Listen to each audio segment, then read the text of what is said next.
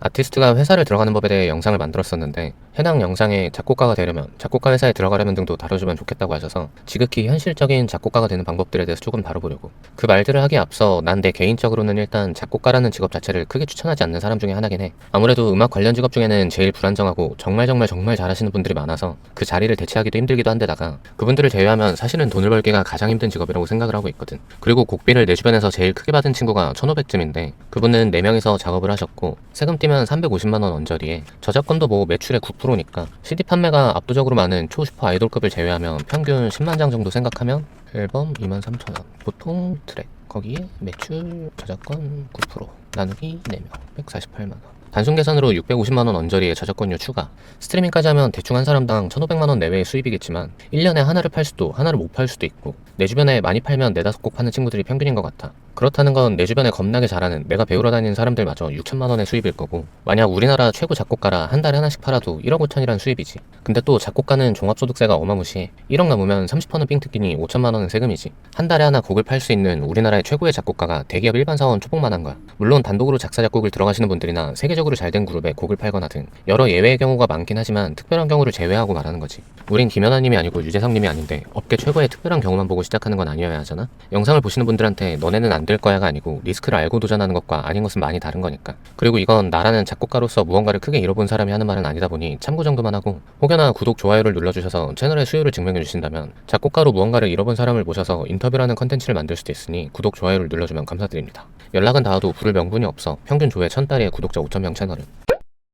아무튼 작곡가가 되기 위해 내가 가장 추천하고 싶은 건 5가지인데 첫째로는 주악기를 개발하라는 것, 둘째는 DM을 생활화하는 것, 셋째는 본인을 자랑하라는 것, 넷째는 음악에 대한 애정을 멀리할 것, 마지막은 본인의 본질을 사랑할 것, 번외로 영어 공부를 할 것. 이렇게 5가지를 하면 어디서든 나를 찾고 작곡가로 활동을 할 수 있게 되더라고. 첫 번째부터 말해보면 많은 성공하신 TV에 나오는 작곡가분들이 저 악기 못 다뤄요, 코드 몰라요 라는 말들 때문에 아 그래도 되나보다 라고 생각하는 사람들이 생각보다 엄청 많더라고. 근데 그렇게 말씀하시는 분들은 아예 모른다는 뜻이 아니고 그만큼 잘 알고 잘하시는 분이 많아서 그만큼 못하기 때문이지 아예 생짜로 모르는 사람은 없다고 자신할 수 있어. 물론 모든 악기를 전부 다 잘 다루는 사람은 극소수긴 하지. 구름님이 모든 악기를 진짜 프로급으로 거의 다 다루시긴 하더라고. 그리고 구름님 어릴 때 주변 친구들이 덩달아 모든 악기를 다 잘하시긴 하더라. 글로잉독이라는 친구던지 폴카이트님이라던지 개뜬금포지만 분당이 이래서 좋아. 잘하는 사람이 많았어서 뭔가 기준이 높아져서 연습을 더 하게 되더라고. 아무튼 이분들처럼 다 잘할 필요는 없고 TV에 나와서 말씀하시는 분들처럼 다 못하는 건 말도 안 되고 주악기 하나만큼은 잘 다뤄야 된다고 생각해. 뭐 대표적으로는 피아노가 제일 유리하고 나처럼 기타를 쳐도 되고 그리고 미디 프로그램을 잘 다루는 것도 당연하게도 주악기야. 드럼을 엄청 잘 찍는다든지 소스를 엄청 잘 고른다든지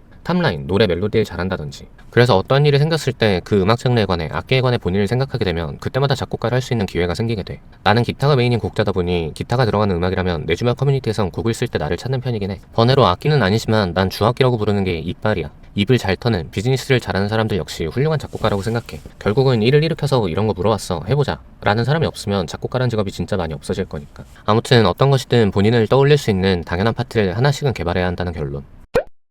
DM을 생활화하라는 건 말이 DM이지 연락인데 작곡가라는 직업이야말로 한 명이서 하기는 불가능에 가까운 직업이거든. 물론 아까 말했듯 혼자서 다 하는 슈퍼맨들이 몇몇 분 계시지만 우린 그런 사람들이 아니니까. 그래서 엄청 많은 인프라가 필요해. 작곡가, 퍼블리싱 회사에 가입하면 리드라는 곳이 오는데 어느 가수가 몇 월 며칠까지 이런 곡이 필요합니다 라는 느낌의 안내문 같은 것이 와. 이 리드의 마감이 보통 짧으면 3일, 길면 10일 정도 되거든. 아무것도 없는 것에서 3일 만에 곡을 써서 제출을 해야 하는 만큼 혼자 하게 되면 시간도 모자라고 인기 아이돌 같은 경우는 800곡 정도는 들어온다더라고. 그럼 800대 1의 경쟁률인데 이게 된다는 보장이 없잖아. 심지어 우리나라 사람들 음악을 다들 너무 잘해서 상향평준화 되어 있어서 다 고만고만 하거든. 그래서 혼자서 리드에 맞춰서 쓰다 보면 몸도 마음도 지치고 돈도 못 벌고 그래서 관두는 친구들이 많기도 해. 그래서 분업화를 하고 대부분 본인들만의 팀을 만든 사람들만 살아남더라고. 심하게는 드럼 찍는 분, 피아노 찍는 분, 기타 찍는 분, 멜로디 쓰는 분, 믹스하는 분 이렇게 5명이서 하시는 분들도 봤고 대부분 비트메이커와 탑라이너 2명으로 구성되어서 활동을 많이 하시지. 멋있어 보이는 탑라이너, 비트메이커들에게 저는 이런 음악 합니다를 DM을 보내면 본인의 인스타를 들어와서 작품을 듣고 서로 괜찮으면 작업 같이 해봐요 하면서 작업을 같이 해보고 그렇게 일을 시작들을 하거든.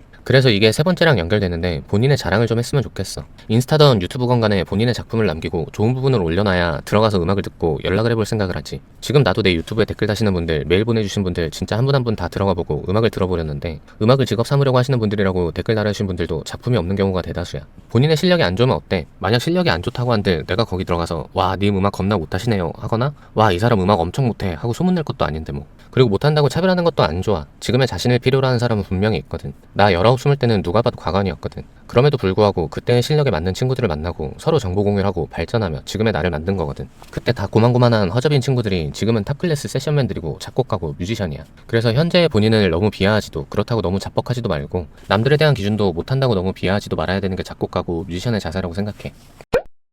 사실 이 네 번째가 작곡가, 뮤지션이 되는데 제일 중요한 거라고 생각해. 음악에 대한 애정을 멀리하라는 건 이전에 연애에 관해서 올린 영상에서 한 말과 비슷한데 진짜 겁나 이쁜 여자를 만나거나 정말 좋아하는 사람을 만나면 나 같은 찌질이들은 처음에 많이 쫄잖아. 하고 싶은 말도 제대로 못하고 멋있어 보이려고 허세는 엄청 부리고 말도 이상하게 하고 마치 나는 솔로 빌런들 마냥 평소에 나를 못 보여주지. 심한 애들은 그렇게 찌질해놓고 쟤는 날 왜 안 좋아하지? 나 정도면 괜찮은 거 아닌가? 이러고 있고. 난 그런 적이 많아서 나는 솔로를 못 봐. 내가 창피해서. 그리고 음악도 완전히 똑같다고 생각해. 음악에 대한 애정만 깊어지면 하고 싶은 말의 본질은 없이 그냥 멋있는 말이나 멋있는 코드 조합만 의미 없이 늘어놓고 남들이 멋있다고 한 무엇인가를 어설프게 따라하고 허세를 부리기 위해 쓸모없는 테크닉을 넣고 심한 애들은 그런 쓰잘데기 없는 테크닉의 집합체인 음악에 왜 사람들이 이걸 안 좋아하지? 나보다 못하는 사람도 잘 되는데 하고 있는 거지. 생김님 이치유라는 노래에 피처링한 지코님이 완전 찰떡같은 가사를 쓰신 적이 있는데 작사해봐서 알잖아 진심은 통해 라는 말이 진짜 음악을 관통한다 생각해.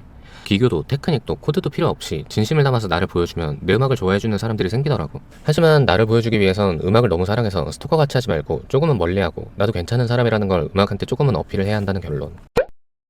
본인의 본질을 사랑하자는 건 내가 애초에 음악을 왜 좋아했는지 어떤 음악을 좋아했는지 알자는 거야. 모든 유튜브 판에는 지금 트렌드를 말하며 유행하는 음악이 어떻고 그래서 이걸 공부해야만 하고 그렇게 하면 무슨 BTS, 아이브한테 곡을 팔 수 있을 것처럼 레슨을 홍보해. 물론 재능이 있는 사람은 그게 가능할 순 있지. 아까 말한 사람들처럼 재능 있는 사람은 흡수가 빠르고 자기 것으로 만드는 게 빠르니까. 하지만 자기 것이 아닌 테크닉은 결국 진심을 담지 못하고 그럼 아무리 기교를 부려도 좋은 음악이 되지 못하고 음악을 좋아하는 사람들은 그걸 다 눈치채기 때문에 어차피 못 팔아. 반대로 내가 좋아하던 음악, 사랑하던 음악을 계속 수련을 쌓아나가면 그게 본인의 색깔이 되고 그 색깔을 알리면 자연스레 따라오는 법이거든. 그렇게 내가 잘 알고 잘하는 것을 해야 곡을 팔 수 있는 사람이 되는 거지. 트렌드를 따라가서 배워봐야 그건 더 잘하는 사람들이 존재하는걸. 어차피 유행은 돌고 돌고 아이돌은, 기성가수들은 다양한 모습을 보여주기 위해 다양한 트랙을 원해. 트렌디한 사정에 맞춘 타이틀곡을 노리며 수련을 쌓아봐야 재능 없는 사람들은, 노력을 덜하는 사람들은 그것을 깨달은 시점에 트렌드가 바뀌어서 못 팔긴 또 매한가지지. 하지만 나만의 특별한 무언가는 언제나 수요가 있다는 걸 알고 본인의 음악을, 본질을 아는 시간을 가지셨으면 좋겠어. 번외로 영어 공부를 하라는 건 진짜 모두들 요새 K-팝에 인기 실감하잖아. 하도 커뮤니티들에서 김구 선생님 찾아서 무덤에서 일어나시겠어. 그리고 그건 인디 음악도 유튜버도 예외는 아니야.